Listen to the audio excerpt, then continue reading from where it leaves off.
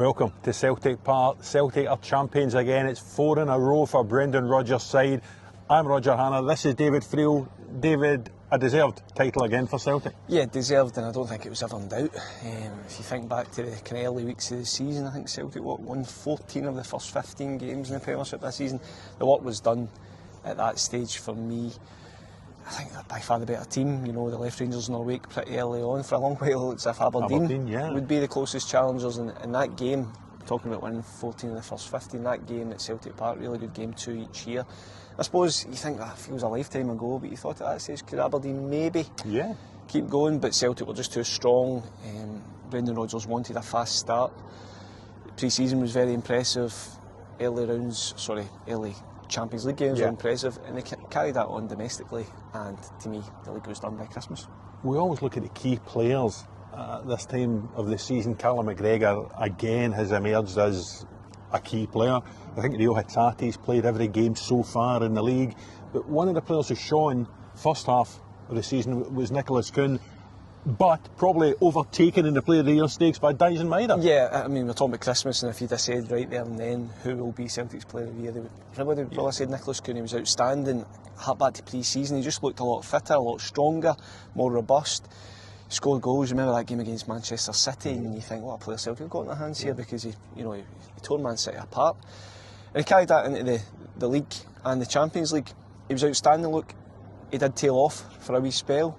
But I still think Nicholas Kuhn, this will look back in an important season in his career. I thought he was a really, really important player for Celtic. His goals and his assists are a big reason why Celtic are champions. I don't think that should be forgotten in the final kind of round-up of it all. And in recent years, talking the last couple of decades, Japanese players have been so important with touching Hatate. You go back to Shunsuke Nakamura winning a league at Rugby Park for Gordon Strachan, Kyogo and the goals he scored. But how important has Maeda been? He's 30, he's already got past 30 goals this season. He's emerged as a genuine centre forward. Will this mean Brendan Rodgers doesn't need a centre forward in the summer window? I still think he'll probably sign a centre forward. I just wonder whether he'll go for a £9-10 million centre forward, or maybe go for one who's more of a project player. To me, Dyson Maeda is the perfect teammate, to use a Gordon Strachan term. He will work so hard for the team, he'll press, he'll score goals, he'll create goals. And I think the most important thing is that when Celtic needed a focal point after Kyogo left, and look, it did raise eyebrows in terms of the timing of that, he just stepped up. He looked as if he's actually a better striker than Kyogo, and I know that may be a bit of a statement, but to me, he's been absolutely outstanding, both playing off the left and through the middle. And I think when Celtic really needed him, just after that kind of Christmas period when you just want to go and really, really cement your place at the top, Dyson Maeda delivered. You're comparing Kyogo and Maeda. If you go to the other end of the pitch, Joe Hart left after 3 consecutive titles. There were big gloves to fill. I've been hugely impressed by Kasper Schmeichel. If Celtic had maybe looked at getting a younger profile goalkeeper in, and they end up, Brendan Rodgers went for a guy that he knew won an FA Cup with at Leicester City. Schmeichel's been terrific. Yeah, and I think there's a model here. I get it that you will look for, Celtic will probably in the future look to do what they've done in other positions, get maybe a young up-and-coming goalkeeper, and they've obviously got Voljami Sinisalo, but I think there's a model here in terms of Joe Hart, in terms of Kasper Schmeichel. You go for an experienced guy. You need a calm head. You need a guy who's been over the course before. You also need someone who's hungry. Joe Hart came to Celtic and he was hungry for medals. I think Kasper Schmeichel, having been at Nice and Anderlecht, was probably just looking for something to kind of light a fire under him again, and he wanted to obviously keep his Denmark place. And to me, Celtic was a perfect club for him. I agree. I think he's been outstanding. He is better on the ball, obviously with his feet, than Joe Hart is. But I think just his influence and his presence, I think he's been the perfect replacement for him. And again, another big part of Celtic's championship season. We mentioned the captain, Callum McGregor. He stepped away from international football this season to dedicate himself to Celtic. I think he started more league games than any other outfield player in a season when Celtic have used 31 players to win this league title. How's Callum McGregor's performance has been this season? And talk us through the goals he's scored. Yeah, I mean, that was a kind of real surprise feature, especially the first half of the season, just how many goals he was scoring. Look, he's such an influence. You saw in the game here against Rangers, the 3-2 defeat, how badly he was missed. And look, people will say, he played in the game at Ibrox, but I think that day Celtic needs someone to calm things down. And I think that's his key role in this team. just to calm things down, get on the ball, get Celtic playing. And I think when he's not there, you really miss him. You know, I look at a guy like Arnie Engels, obviously come in £11 million. I think he's actually been better than he's maybe been given credit for. I think people are hanging the £11 million price tag against him all the time. But you look at him trying to play that role as opposed to Callum McGregor. Callum McGregor's been there over the course and distance, so many medals, so many trophies, and his influence is there. I actually think the Scotland thing, you know, stepping back has probably helped him. He had a major injury last season. He's obviously had some niggles towards the tail end of this season. And I think just that rest period for Callum McGregor has helped. There were some big wins. I'm thinking the 6-0 here against Dundee. There was a 6-0 at Perth early in the season. 5 past Aberdeen in a midweek here after the new year. 3-0 in the first Old Firm game. But two of the key games, I'm thinking back to the win at Pittodrie before Christmas when Hatate scored, and that win at Dingwall. I mean, Celtic specialise in late wins up in the Highlands against Ross County, but 1-0 down, and it was turned round by Alistair Johnson and Nicholas Kuhn. Yeah, huge win. And I mean, that one, the Dingwall one especially, I think that was people were starting to think that day, you know, Celtic going to drop something here, and it probably just summed up Kuhn's early months, or the kind of first maybe 3 quarters of the season. You know, just electric coming in off that right wing and finishing.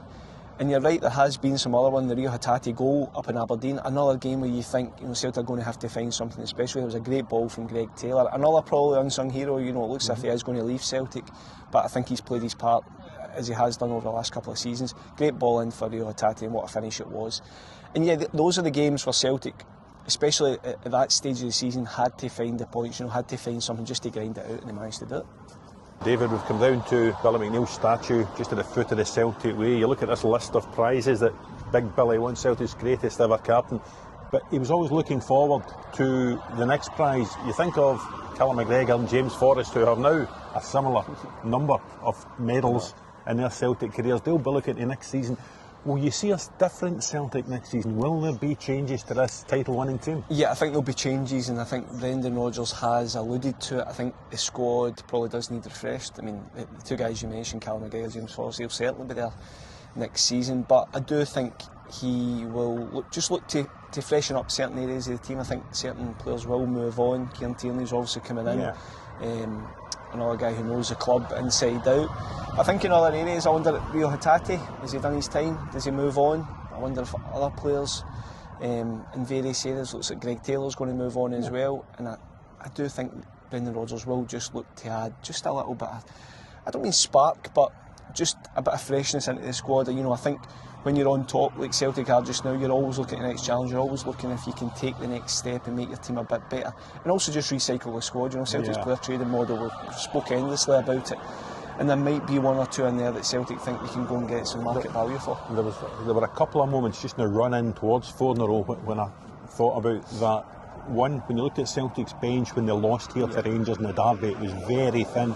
Brendan Rodgers was turning, and he only could really put on Adamida and Yang that day.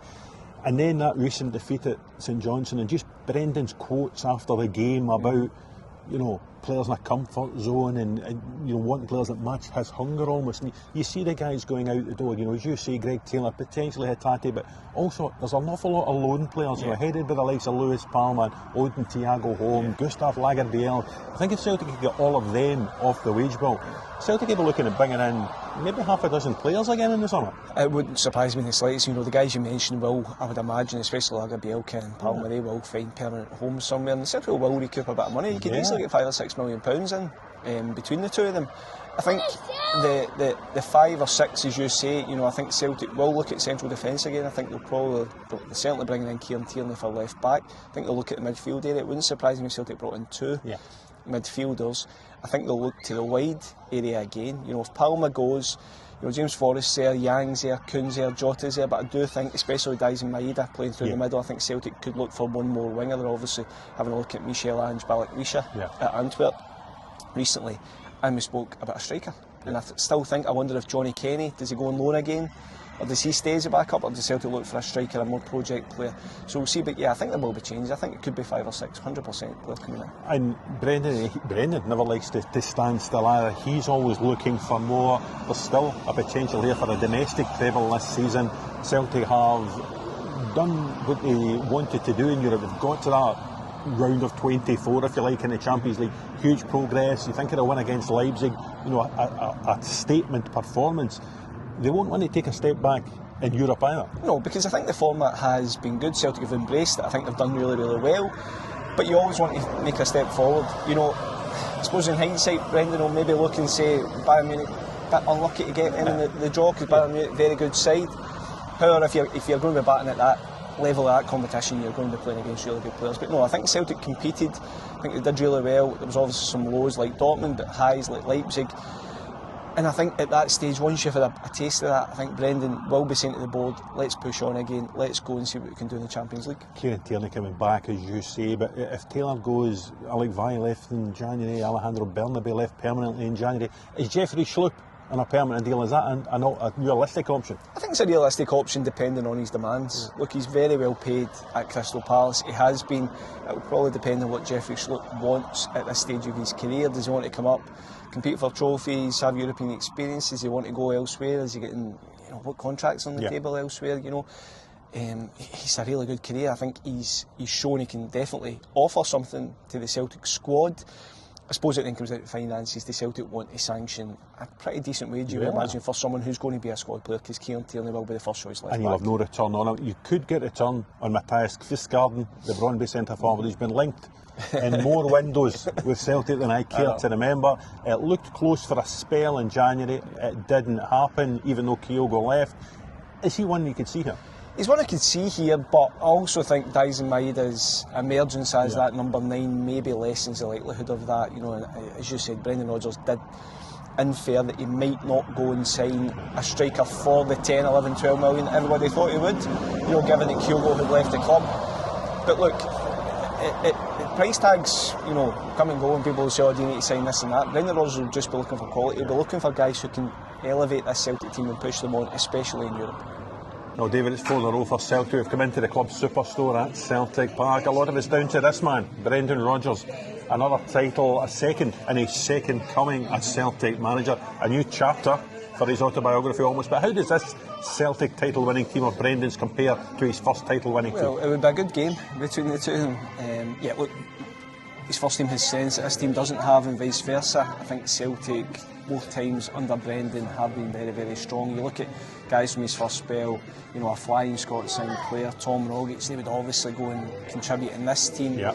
But then you also look at Daisen Maeda. How could you not put him into the first team? Ahead of Dembele? Well, good question, a good comparison. Mr. Dembele, that's what I'm saying. You know, you think of Patrick Roberts, but then you look at Nicholas Kuhn when he was in great form this week. You look at the Champions League results. Has this team done better in the Champions League than that team did? It's a different format, it's hard to compare. Look, two good teams. I know Brendan doesn't ever like to compare these two teams, but I just think they're two strong teams. And I think if you ask me how this compares to last season's team, I think they're far stronger. You're obviously losing Matt O'Reilly, but I still think Celtic at times last season stuttered. They were a bit, you know, at times didn't really convince until that final stretch of the season when they kind of moved away from Rangers. This season it's been far more consistent. I think Celtic have been far more dominant, and they're more in tune with what Brendan Rodgers wants. He's definitely won over the supporters. I remember him coming back 2 summers ago when Ange Postecoglou left to go to Tottenham. There were doubters just after the manner of his departure to Leicester City those years ago.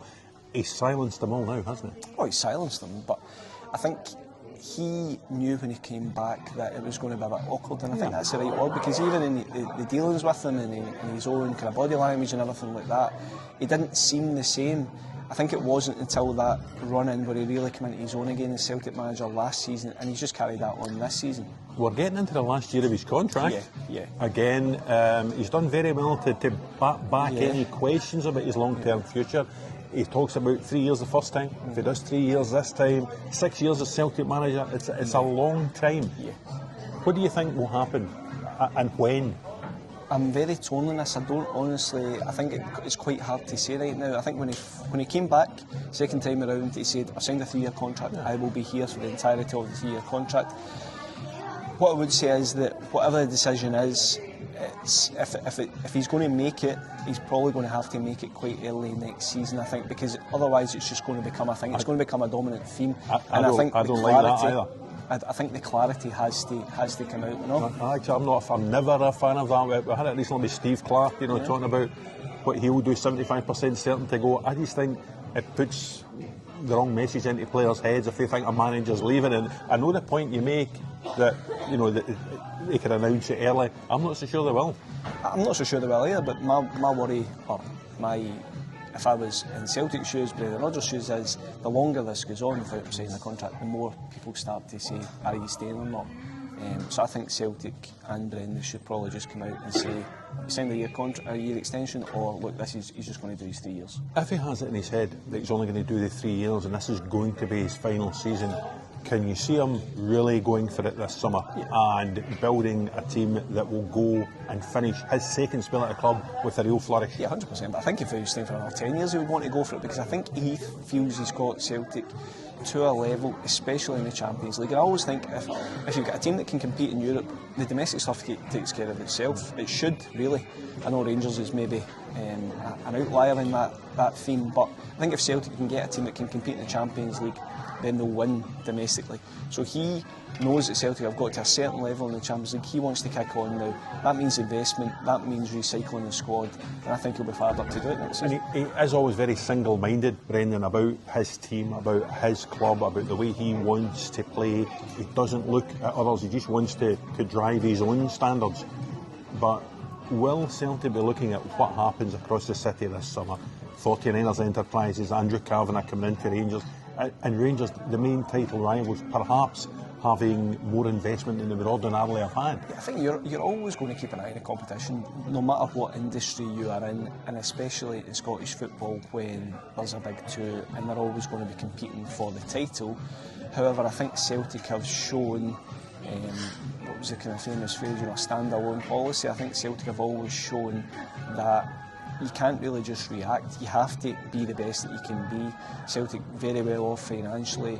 As I said, they'll recycle the squad, they'll get transfer fees in.